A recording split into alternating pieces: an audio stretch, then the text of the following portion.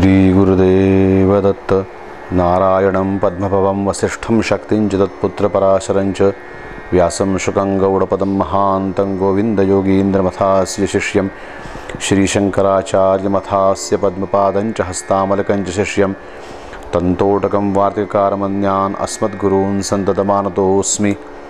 दत्तात्रेयी ब्रह्मविद्या संवेद्यानन्दविग्रहं त्रिपान्नारायणाकारं दत्तात्रेयमुपास्महे।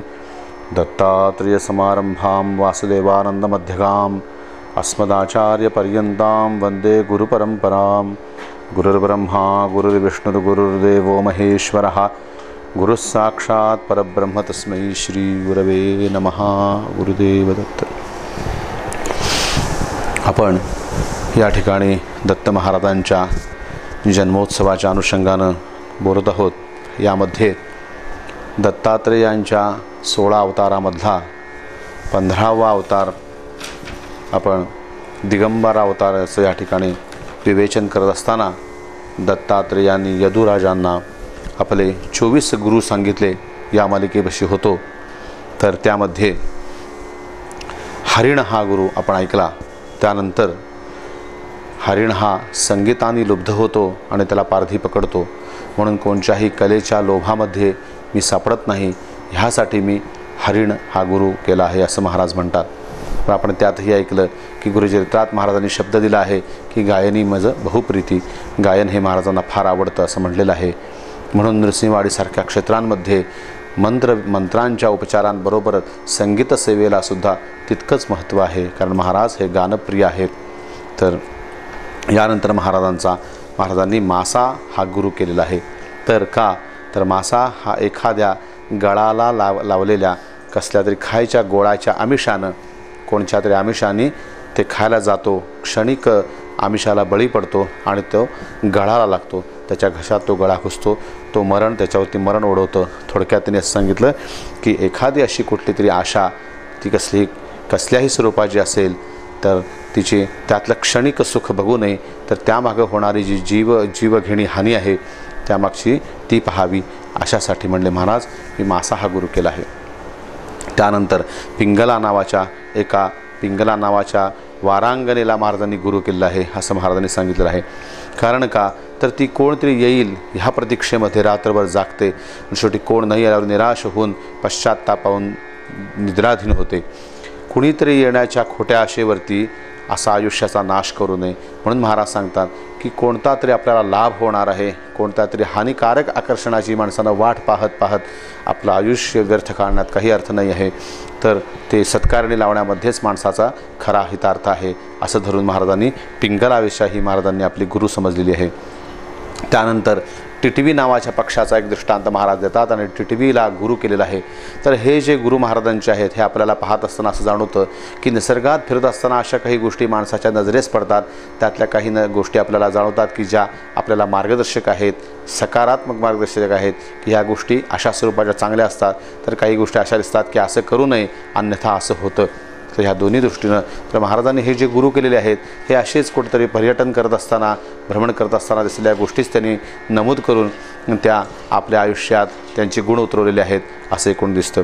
तर ह्यानंतर महाराजांनी टिटवी हा पक्षीला गुरु केलेला आहे, कारण त्यांच्या दृष्टीला असं दिसलं की त्या टिटवीनं एक छोटासा मासाचा गोळा कुठला तरी एक पक्षी मारला आणि तो चोचीत धरून ती आपल्या घराकडे उडून घेऊन चाललेली आहे। इतक्यात त्या टिटवीच्या चोचीमध्ये कसला तरी मासाचा गोळा आहे हे जाणल्यानंतर अनेक पक्षी त्या टिटवीच्या मागं लागले आणि तिला मारायचा प्रयत्न करू लागले। हे जेव्हा तिच्या लक्षात आलं तेव्हा तिने काय केलं, सर्वप्रथम तो मासाचा जो गोळा होता तो आपल्या चोचीतनं टाकून दिला। त्या क्षणी ते सगळे पक्षी त्या माशाच्या गोळ्याच्या मागं गेले आणि ती टिटवी त्या पक्ष्यांच्या आक्रमणातनं अत्यंत सुरक्षित ठिकाणी पोहोचली। म्हणून ते काय म्हणतात, ह्या टिटवीच्या पासून मी हे लक्षात घेतलं की आपल्याजवळ अशी कोणती तरी एक गोष्ट असती की जी समाजाच्या दृष्टीने सुद्धा आपल्याला घात करू शकते, तर अशा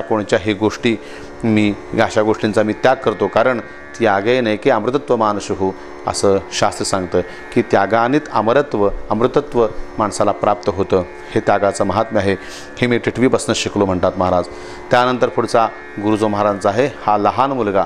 आपण सगळे गुरु न घेता त्यातले आपल्याला नेहमी व्यवहारात जे दृष्टीला दिसतात की जे आपण पाहिले असता आपल्या मनात तशी विचार यायला हरकत नाही किंवा अशी विचार करण्याची पद्धत आपल्याला कळली तर आणि इतर ठिकाणातून सुद्धा आपल्याला असे गुणधर्म पाहायला मिळतील.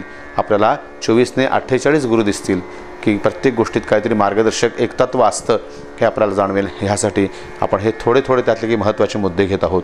तर महाराज पुढचा गुरु म्हणतात लहान मूल माझा गुरु आहे म्हणतात.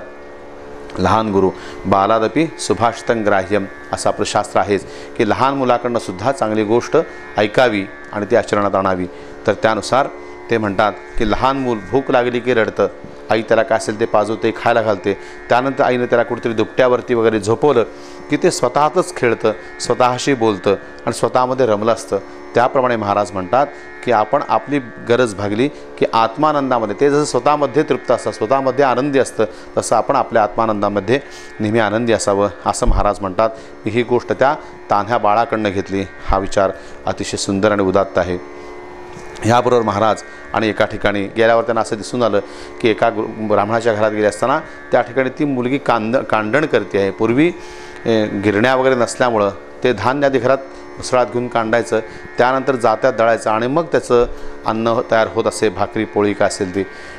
तर त्यासाठी ती मुलगी कांडण करते आहे. म्हणजे एका दुरडीमध्ये मुसळानं धान्य ती कांडत असताना बांगड्याचा मोठा आवाज होतोय. तर असा आवाज पाहुणे लोक आले असताना तो त्यांना अस्वस्थ करू शकतो म्हणून ती काय 4-4, 5-5 बांगड्या तिच्या हातात होत्या. तरी त्यातली एक बांगडी काढली आणि ती परत ती पुन्हा आंधळू लागली. पुन्हा आवाज होते. असं करत तिच्या लक्षात आल्यानंतर एक तिनं बांगडी काढली आणि शेवटी एकच बांगडी तिच्या हातात शिल्लक राहिली आणि आवाज थांबला. 5-5 बांगड्या असताना कांदळत असताना जो आवाज होत होता तो सगळ्या गेल्यानंतर एक राहिल्यानंतर आवाज बंद झाला. ह्यावरून महाराजांनी काय आदर्श घेतला असेल, काय विचार केला असेल महाराजांनी. तर ते म्हणतात की 4 माणसं एकत्र आली की निश्चित बोलणं होणार, काहीतरी गप्पा होणार, काहीतरी वाजत राहणार. एक मनुष्य जाऊन जेव्हा शेवटचा एकटा मनुष्य शिल्लक राहतो शेवटचा, त्यावेळेला खरी त्याला एकांताची सुरुवात होते. म्हणून असं म्हणतात की एकच तपस्वी द्विराध्यायी. अध्ययन करताना अभ्यास करताना 2 जण चालतात, पण तपश्चर्या करत असताना कधीही एकटाच माणूस पाहिजे. म्हणून एकांतवास जे म्हणतात या शब्दातच असा एक अर्थ आहे की आपण म्हणतो की मी एकटा बसलो असताना एकांत आहे, पण एकाचा सुद्धा त्या ठिकाणी अंत झालेला आहे. म्हणजे निर्विचार अवस्थेला एकांत म्हटलेलं आहे. आपण एकटे ज्या ठिकाणी असू त्याला जर एकांत म्हणू तर ह्यात एक आणि अंत दोन्ही शब्द आहेत. तर ह्यामुळं निर्विचार अवस्था, तर अशी निर्मानस अवस्था हिलाच एकांत अवस्था म्हटलेलं आहे. म्हणून ह्यावरून त्यांनी काढलं की लोकांच्या मध्ये मिलित होऊन लोकांच्या बरोबरून अशी उपासना होत नाही, तर एकटा मनुष्यच उपासना करू शकतो. अशासाठी ह्या बांगड्यावरनं, कुमारीच्या काकणावरनं महाराजांनी शिकले. त्यानंतर त्यांचा पुढचा जो गुरु आहे तो आहे गिरी गुहेत राहणारा साप. ते म्हणतात की साप हा नेहमी या लोकांच्या जनसमुदायाला घाबरून एका बिळामध्ये कायम असतो. जनसमुदायाला घाबरण्याचं त्याला प्राणाविषयी भय असतं. तर इथं महाराज म्हणतात की समुदायामध्ये गेलं असता ती लोक आपल्या मागं लागतात, कोणत्या तरी उपाधी मागं लागतात. तुम्ही हे चांगलं करता, ते चांगलं करता, किंवा तुमचा आम्हाला हा उपयोग होतो. अनेक स्वरूपाच्या उपाधी आहेत, पण कशा स्वरूपात का विना मनुष्य त्यात व्यग्र होतो, व्यस्त होतो आणि तो स्वतःच्या गोष्टीकडं, आत्मकल्याणाकडं, आत्मसाधनेकडं त्याचं दुर्लक्ष होतं. म्हणून ते म्हणतात की जनसमुदायाला घाबरून सर्प जसा बिळात असतो तसं एखाद्या गिरीगह्वरामध्ये, एखाद्या गुहेमध्ये आपण असावं, हे मी सापाकडून शिकलो. पुढचा त्यांचा गुरु आहे शरकार, म्हणजे बाण तयार करणारा लोहार. महाराजांनी ते उदाहरण पाहिलं रस्त्यात की एक बाण तयार करणारा लोहार तो बाण एका टोकात तयार करून त्याच्या पुढचं जे त्याला टोक करतो आहे. बाण हा असा असावा की तो थोडा जरी वाकडा असला तर कितीही मोठा धनुर्धर असला तर त्याचा नियम हा चुकीचा होणार. त्यामुळे तो अत्यंत मनापासून असा लक्षपूर्वक त्या बाणाला टोक करतोय, आग्रह करतोय. ते प्रत्येक वेळेला ते बाणाचं टोक तपासून पाहतोय.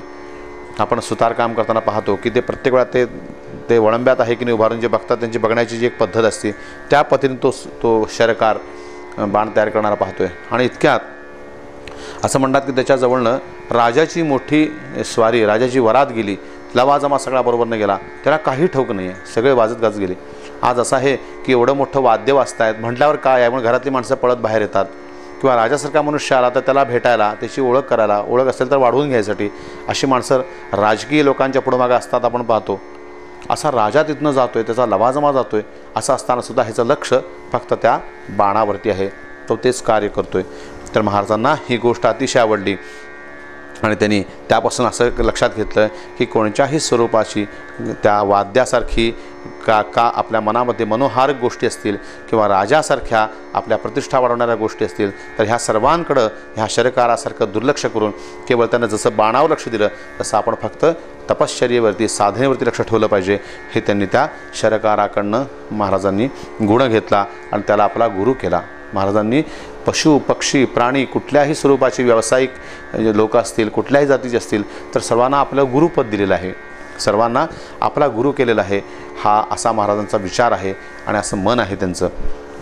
ह्यानंतर त्यांनी कुंभारिणी जी एक प्रकारची माशी असते तर तिचा एक विचार महाराजांनी केलेला आहे, तिला गुरु केला आहे.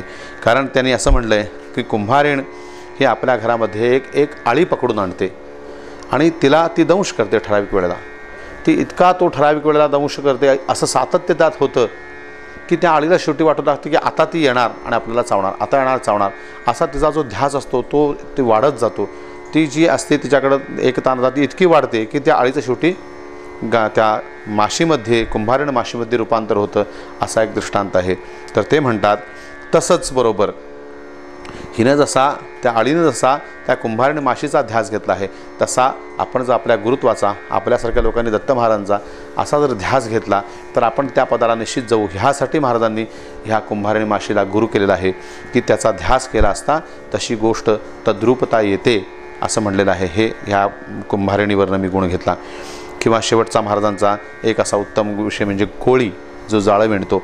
ह्याबद्दल महाराजांनी सांगितलेलं आहे की कोळी हा आपल्या शरीरातनं एक प्रकारची काही गोष्ट काढून त्यापासून जाळं निर्माण करतो आणि ती गोष्ट पुन्हा आपल्यामध्येच पुन्हा ती विलीन करतो कोळी. त्याप्रमाणे ईश्वर हा ही सृष्टी सर्व स्वतःपासून निर्माण करतो आणि स्वतःमध्ये विलीन करतो. हे मी त्या कोळ्यापासून शिकलो असं महाराजांनी सांगितलं. अशा प्रकारचे सृष्टीमध्ये वेगवेगळे पशु पक्षी वृक्षवल्ली किंवा सर्व जातीतले सर्व व्यवसायातली माणसं जी असतील, सामान्य माणसं असतील तर महाराजांनी त्यांच्यामध्ये एक अद्वितीयता, त्यांच्यामध्ये अद्भुतता आणि एक चांगला गुण महाराजांनी परमार्थासाठी वापरलेला आहे असं आपल्याला दिसतं. की उदाहरण आपण आता पाहिलं की शरकार तो बाण करणारा मनुष्य हा बाणावर लक्ष देतो, त्या राजाच्या स्वारीकडे दुर्लक्ष होतं. ह्यावरून महाराज अर्थ घेतात की अशा राजकीय लोकांपासून किंवा राजापासून किंवा तशा नादापासून माणसांना दूर राहिलं पाहिजे. किंवा समुद्रासारखं आहे, संपत्ती आली किंवा विपत्ती आली तरीही माणसानं एका समवस्थेत राहावं.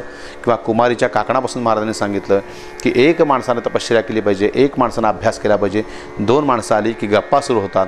हे त्यावेळेला महाराजांनी सांगितलेलं आहे. तर असे महाराजांचे व्यवहारातले आपल्या सभोवतालचे परिसरातले महाराजांनी गुरु सांगितलेले आहेत. आपण जरी हे पाहिले तरी आपल्याला पण ह्यातनं आपल्या दृष्टीने जे योग्य आहे ते गुण त्यात दिसतील. कारण एकाग्रता असतील, लुब्धता असेल, कुठलंही अति सर्वत्र वर्जयत असेल तर अशा सगळ्या गोष्टी सगळ्यांनाच अपेक्षित आहेत. तर हे अतिशय सुंदर असं महाराजांचे गुरु आहेत. अशा प्रकारे शेवटी महाराज यदुराजाला म्हणतात की राजा तू सुद्धा अशा प्रकारचं सृष्टीचं निरीक्षण कर आणि त्यातून काही बोध घे आणि त्या सर्वाचा शेवटी एक ब्रह्मचिंतनासाठी उपाय कर.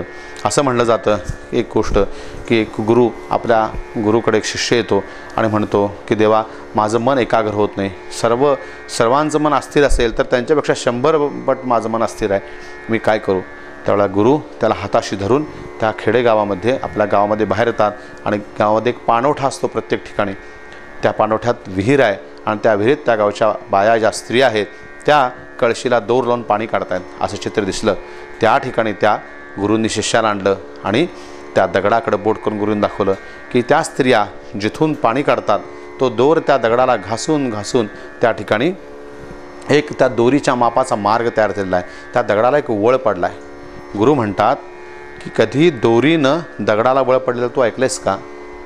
असं असतानासुद्धा सातत्यानं दोरी ह्या दगडाला ह्या ठिकाणी घासल्यामुळं जर दगडाला जर वाट होऊ शकते तर दगडापेक्षा काय मन मोठं नाही आहे म्हणले. तर तू साधनेचं नामस्मरणाचं नेहमी त्याला सातत्य दे. तुझ्या दगडातून सुद्धा तुझ्या मनातून सुद्धा मार्ग होईल आणि तू परत तीराला जाशील असं गुरूंनी त्याला उपदेश केला. तर आपण बोलत होतो यदुराजांना महाराजांनी अशा प्रकारे सृष्टीमधनं चांगले चांगले गुण एकवटून आपण कसे समृद्ध झालो आणि आपण कसे ब्रह्मचिंतनात मग्न झालो, आपण कशी सामान्य माया वासना कामना सोडली ह्याचं प्रत्यक्षिक यदुराजांना दत्त महाराजांनी दाखवलं. तर असे हे महाराजांचे 24 गुरु ह्या 15व्या अवतारामध्ये महाराजांनी दाखवले. ह्याच अवतारामध्ये हा जो आपण अवतार महाराजांचा सांगितला, ह्या अवतारामध्येच नरसिंहांची आपण पूर्वी कथा ऐकलेली आहे की प्रल्हादांना सुद्धा दत्त महाराजांनी उपदेश केलेला आहे. अशा प्रकारचा हा 15वा अवतार झाला. आणि ह्यानंतर महाराजांचा 16वा म्हणजे शेवटचा अवतार जो आहे तो श्री कृष्ण श्याम कमल नयन, कृष्ण श्याम कमल नयन ह्या नावाने महाराजांचा 16वा म्हणजे शेवटचा अवतार आहे. तर आत्ता आपण अवतार हा महाराजांच्या जन्माच्या आधीपासून विष्णूच्या तपश्चर्येपासून ब्रह्मदेवाकडून येऊन अत्री मुनींना त्याचं वरदान देऊन अत्रींच्या मध्ये समाविष्ट होऊन अत्रींच्या द्वारा अनुसूयेमध्ये समाविष्ट होऊन अनुसूयेच्या समोर पुत्र म्हणून प्रगट होऊन तिथून हा असा हा मार्ग आहे. आणि त्या प्रत्येक अवस्थेला एक एक अवताराची उपमा दिली गेलेली आहे असं आपण पाहिलं. तर शेवटी एवढ्या सिद्धांना मुक्तावस्था दिली, एवढ्या देवदेवतेंना आपण कैवल्य अवस्था प्राप्त करून दिली. ह्या कृतार्थतेमध्ये दत्त महाराज हे आपल्या योगनिद्रेमध्ये पहुडलेले आहेत, मग्न झालेले आहेत. त्यावेळा सर्व देवता आणि सर्व ऋषी सिद्धचारण सर्व महाराजांच्या दर्शनाला आले आणि महाराजांची तृप्तता ती योगनिद्रा पाहून अत्यंत कृतार्थ झाले आणि परमपदाला त्या दिव्य देवाच्या दर्शनानं परमपदाला पोचले. हा कृष्णश्याम कमलनयन नावाचा 16वा अवतार ह्या ठिकाणी समाप्त होतो. आपण जे काही ह्या 10 दिवसाच्या 10 प्रवचनमालेंच्या भागामध्ये दत्त महाराजांच्या मूळ अवतार म्हणजे अत्री आणि अनुसूया यांच्या पोटी जन्मलेल्या दत्त महाराजांच्या बाबत सर्व काही थोडक्या ह्या कालाच्या मर्यादेनुसार आपण सर्व काही थोडक्यात पाहण्याचा प्रयत्न केलेला आहे की दत्त महाराज यांचं इतिहास काय आहे, त्यांचे आईवडील कसे आहेत, मुख्य म्हणजे त्यांचा कोल्हापुराशी काय संबंध आहे, त्यानंतर दत्त महाराजांचं शिक्षण वगैरे काय होतं, दत्त महाराजांचे शिष्य कसे होते, महाराजांचा स्वभाव कसा आहे, अशा म्हणजे इतर अवलिया लोकांच्या अनुषंगानं दत्त महाराजांच्या काही उदाहरणांना आपण ते पाहिलं. त्यानंतर दत्त महाराजांची विधिविधानं उपासना कशा कराव्यात ह्या अनुषंगानं दत्त संप्रदायातील अत्यंत महत्त्वाचे असे अष्टमहामंत्र आपण उमामहेश्वर कल्पातले उमामहेश्वर तंत्र ग्रंथातलं दत्तकल्प नावाच्या ग्रंथातले हे 8 महामंत्र ज्यात दत्तमाला मंत्र होता त्या मंत्राच्या अनुषंगानं त्या मंत्राचे 4 भाग, काम्य भाग असेल जो प्रस्तावनात्मक भाग आहे किंवा आपण वामचार तंत्रमंत्रातला भाग पाहिला ज्यामध्ये दत्त महाराजांची जारण मारण मोहन उच्चाटन वशीकरण अशी वेगवेगळी उग्र रूपं आपल्याला पाहायला मिळाली. आपल्याला कसं आहे की आपण कुठल्या स्वरूपाचं ध्यान करू, कुठल्या स्वरूपाची उपासना करू हा विषय वेगळा जरी असला तरी आपल्या उपास्य देवतेची शक्ती, आपल्या उपास्य देवतेची होईल तितकी माहिती आपल्याला असलीच पाहिजे. त्यायोगे आपल्याला कळतं की आपला देव केवढा मोठा आहे.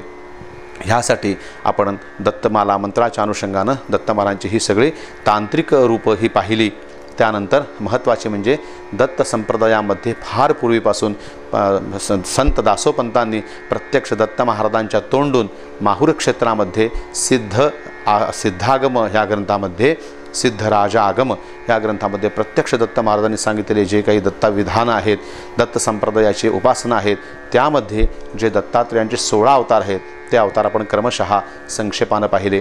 ह्या अवतारांची उपासना कार्तिक महिन्यापासनं ते पुन्हा कार्तिक महिन्यापर्यंत दर महिन्याला कशी केली जाते, त्या अवतारांचा इतिहास काय आहे, त्या अवतारांनी काय उपदेश केले हेही आपण पाहिलं.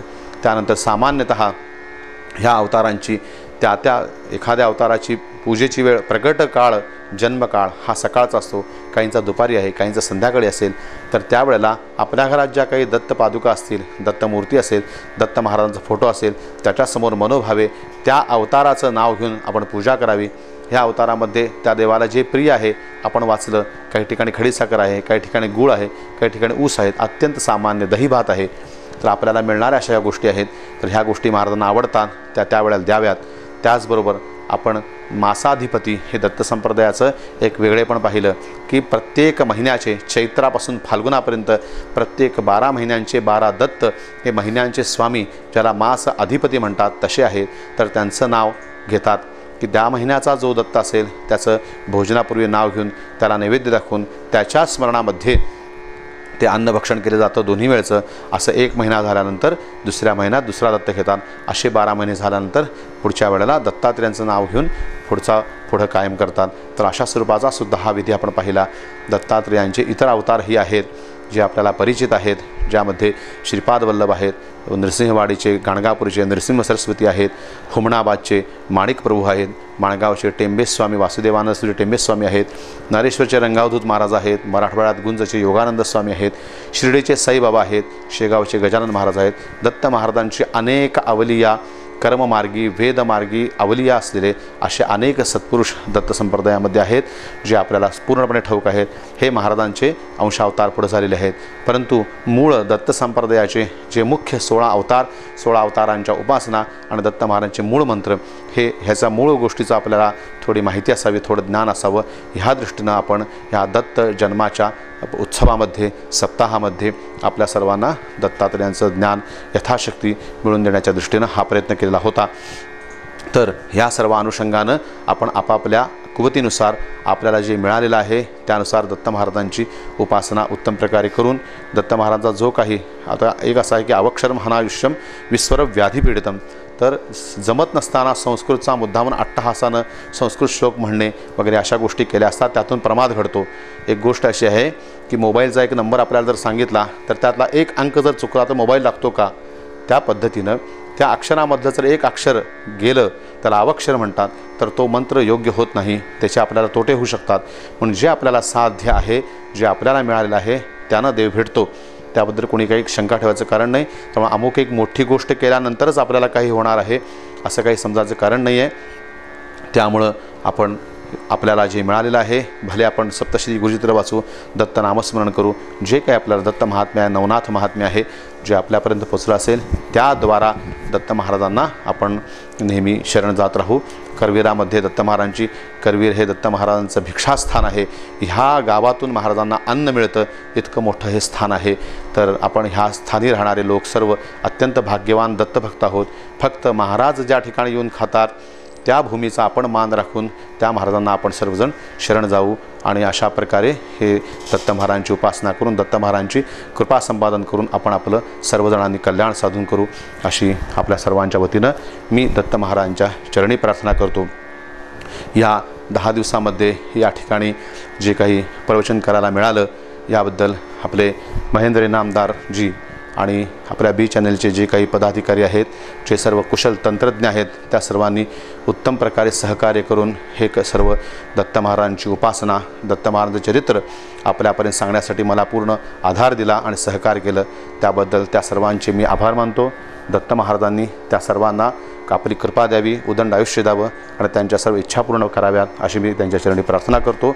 यानंतर या दत्त सप्ताहाचं एक शेवटचं म्हणून आपण दत्त महाराजांना अत्यंत प्रिय असलेलं वासुदेवानंद सरस्वती टेंबेस्वामींनी केलेलं दत्त महाराजांचं घोरकष्टोद्धरण स्तोत्र म्हणू आणि ह्या व्याख्यानमालेची समाप्ती करू.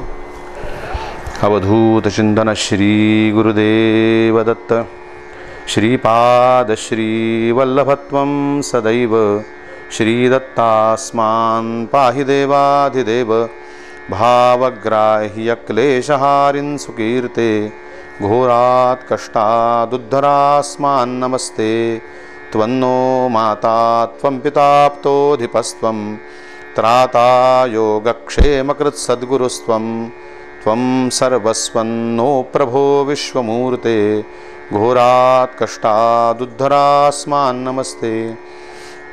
पापं तापं व्याधिमाधिं च दैन्यं भीतिं क्लेशं त्वं हराशु त्वदन्यं त्रातारन्नो वीक्ष ईशास्तजूर्ते घोरात् कष्टादुद्धरास्मान् नमस्ते.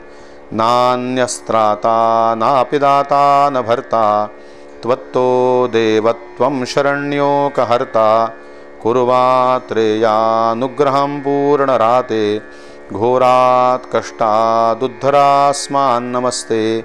धर्मे प्रीतिं सन्मतिं देवभक्तिं सत्संगाप्तिं देहि भुक्तिं च मुक्तिं भावासक्तिं चाखिलानन्दमूर्ते घोरात् कष्टादुद्धरास्मान् नमस्ते।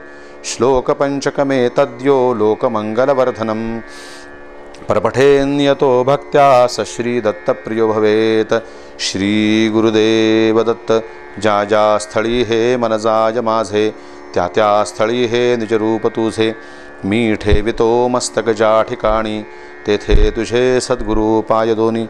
गुरो तुझी ही पदवारी धारा, धो सदा कायिक दोष सारा। सदैव माझे मन वाणी शुद्ध, करो तुझे नाम पवित्र सिद्ध। अवधूत चिंतन श्री गुरुदेव दत्त। भक्तवत्सल भक्ताभिमानी राजाधिराज श्री दत्तराज महाराज की जय।